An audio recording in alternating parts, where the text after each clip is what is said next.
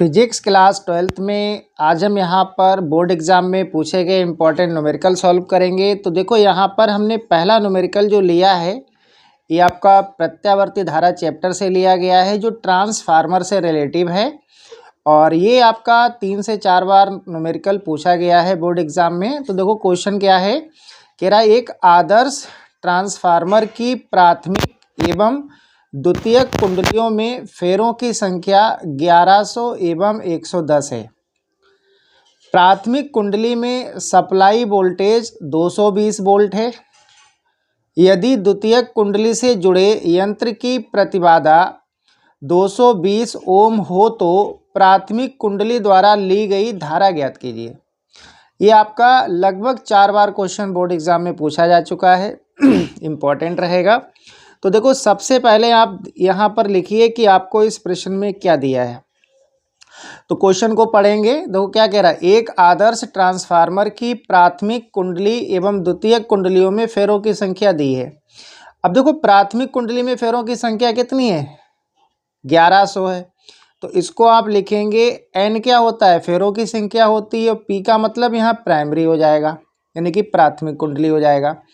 कितना है, 1100, ठीक है। और देखो क्या कह रहा है, द्वितीयक कुंडली में 110 है, यानी कि NS कितना हो जाएगा, सेकेंडरी वाइंडिंग में कितनी है, 110 है। फिर देखो क्या कह रहा है, प्राथमिक कुंडली में सप्लाई वोल्टेज, प्राथमिक कुंडली में सप्लाई वोल्टेज यानी कि VP, ठीक है, कितना है, 220 वोल्ट है। और आपसे कह रहा है यदि द्वितीयक कुंडली से जुड़े यंत्र की प्रतिबाधा, प्रतिबाधा को Z से डिनोट करते हैं, किससे, Z से।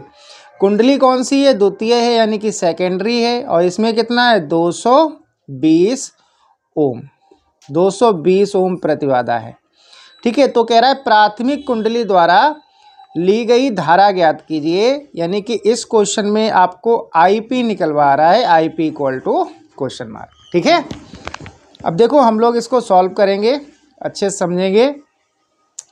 तो अगर हम बात करें वोल्टेज और फेरों की संख्या में अगर हम रिलेशन निकालें, तो आपने पढ़ा होगा जब ट्रांसफार्मर का क्वेश्चन किया होगा, NS अपॉन में NP बराबर क्या होता है बेटा, BS अपॉन में BP होता है, ठीक है। अब देखो यहाँ हमें NS और NP दोनों वैल्यू गिवन में है, BS नहीं मालूम है, BP गिवन में है। तो यहाँ से हम BS निकाल सकते हैं, क्या निकाल सकते हैं, BS निकाल सकते हैं। तो वैल्यू पुट कर दो। NS कितना है, देखो NS है आपके पास 110, तो यहाँ 110 पुट करेंगे। NP कितना है, 1100, इक्वल टू VS हमें यहाँ से कैलकुलेट करना है, और BP कितना है, 220 वोल्ट, ठीक है। अब देखो इसको कैलकुलेट करेंगे, तो कैसे कैलकुलेट करोगे आप, देखो अगर बीच में इक्वल का निशान लगा हुआ है तो आप 0 से 0 ये कैंसिल कर सकते हो, सही है। और देखो इस 0 से ये वाला 0 भी कैंसिल हो जाएगा। अब बचा क्या, 11/11, तो ये भी कैंसिल हो जाएगा। तो इसको हम क्या लिख सकते हैं, 1 बराबर VS/22। अगर हम 1 के नीचे 1 मान लें तब भी इस पर कोई इफेक्ट नहीं पड़ेगा। तो क्रॉस मल्टीप्लाई करोगे तो यहाँ पर द्वितीयक कुंडली में वोल्टेज आ जाएगा, यानी कि सेकेंडरी वाइंडिंग में वोल्टेज आ जाएगा आपका 22 वोल्ट। कितना आ गया, 22 वोल्ट, ठीक है। तो यहाँ तक आपको समझ में आ गया होगा। अब देखो हमें निकालना क्या है, प्राथमिक कुंडली में धारा IP निकालना है। तो अब हम क्या करेंगे, देखो हमें द्वितीयक कुंडली में वोल्टेज मिल गया, और प्रतिबाधा हमें मालूम है द्वितीयक कुंडली की, ZS मालूम है। तो हम यहाँ से क्या निकाल सकते हैं, IS निकाल सकते हैं। तो देखो IS इक्वल टू क्या होगा, IS इक्वल टू होगा BS अपॉन में ZS। अब ये फार्मूला कैसे आया, देखो ये फार्मूला क्या है, आपने एक फार्मूला पढ़ा होगा, VI इक्वल टू क्या होता है, V/R होता है, ठीक है। तो I क्या हो गया, ये IS, ये BS हो गया, और प्रतिबाधा क्या होगी यहाँ पर आर के स्थान पर हमने प्रतिबाधा जेड रख दिया। आपने एलसीआर सर्किट पढ़ा होगा तो वहाँ पर ये चीज़ें समझी होंगी, क्योंकि जेड बराबर आर होता है, ठीक है। तो हमने ये रख दिया, इसी फार्मूले से बना है। तो यहाँ से हम आई एस कैलकुलेट कर सकते हैं। देखो I S equal to B S कितना है, अभी आपने कैलकुलेट किया 22, और जेड एस कितना है 220 है। तो जब आप 22 से 220 को डिवाइड करोगे तो ये क्या आएगा 10 आएगा, यानी कि ये आएगा 1/10। इससे ये कैंसिल हो जाएगा, तो 1/10 आ जाएगा। अब 1 से आप क्या करेंगे, 1 में 10 से डिवाइड करिए तो ये कितना आएगा 0.1 एम्पियर आ जाएगा, 0.1 एम्पियर आ जाएगा। क्लियर।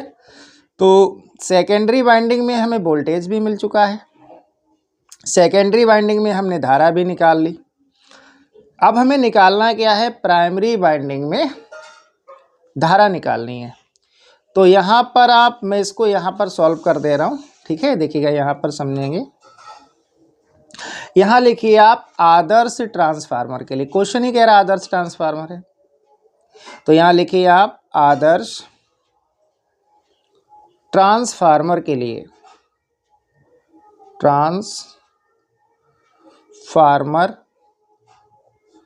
के लिए, आदर्श ट्रांसफार्मर के लिए क्या होता है बेटा, ये होता है बीपी आईपी बराबर होता है वीएस और आईएस, ठीक है। हमें आईपी कैलकुलेट करना है, देखिएगा आईपी कैलकुलेट करना है। तो यहाँ से हम आईपी निकालेंगे तो फार्मूला क्या बनेगा, वीएस आईएस अपॉन में बीपी, ये फार्मूला बनेगा। वैल्यू पुट करिए, आईपी इक्वल टू, देखो बीएस कितना है, बीएस है आपके पास, अभी आपने निकाला था यहाँ पर देखिएगा 22 वोल्ट, ठीक है। तो बीएस कितना आ जाएगा 22 इंटू आईएस कितना है, आईएस देखिएगा अभी आपने निकाला यहाँ पर 0.1 एम्पियर, कितना है 0.1 डिवाइडेड बाय बीपी कितना है, तो बीपी आपको क्वेश्चन में दिया था 220 वोल्ट, ठीक है। तो देखो 22 से ये 220 कैंसिल हो सकता है, बटे में क्या आएगा 10 आएगा। तो यहाँ से आपका आईपी आ जाएगा 0.1 अपॉन में 10। अब 0.1 में जब आप 10 से डिवाइड करोगे तो ये अभी देखो 1 से पहले पॉइंट है, अब 2 से पहले पॉइंट हो जाएगा। तो यहाँ से आपका आईपी आएगा 0.01 एम्पियर, 0.01 एम्पियर, ठीक है। तो हमें प्राथमिक कुंडली में धारा ही कैलकुलेट करनी थी, तो ये इस क्वेश्चन का आंसर हो जाएगा। बहुत इंपॉर्टेंट न्यूमेरिकल है, आप इसको बहुत अच्छे से कर लेना, क्योंकि ये कम से कम 4 बार बोर्ड एग्जाम में पूछा गया है।